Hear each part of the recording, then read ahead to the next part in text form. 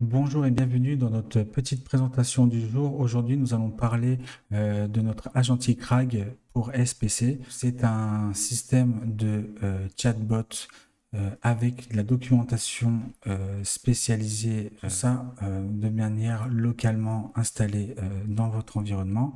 Voilà, c'est parti. Donc en bas, vous avez la partie en bleu qui attend la documentation dans le dossier dédié la base de connaissances.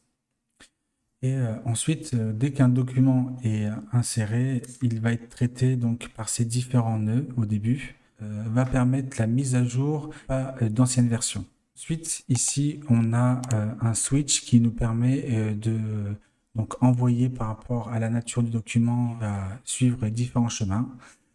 Et là, donc, pour notre exemple, on a envoyé donc des PDF. Donc là, c'est le dossier qui est donc partagé avec notre agentique RAG. Ici, on a notre modèle d'embending. Donc, c'est un modèle très utile pour donc, pouvoir aller chercher plus rapidement les informations et plus précisément.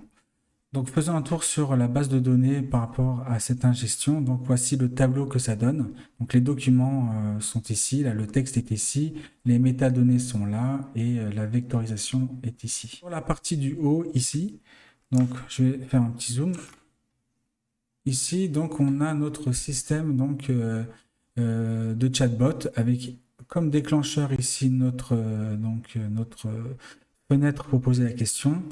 Ici, on a Webhook sert de point d'entrée pour le RAG et permet d'être connecté à d'autres applications tiers.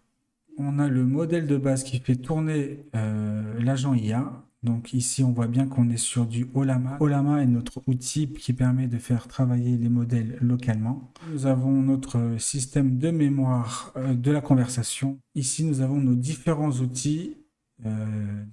Ces outils-là ont des prompts particuliers et l'agent IA va pouvoir, par rapport au contexte et à la question posée, aller choisir tel ou tel outil pour répondre de manière précisément. Encore une fois, tout ça en mode local.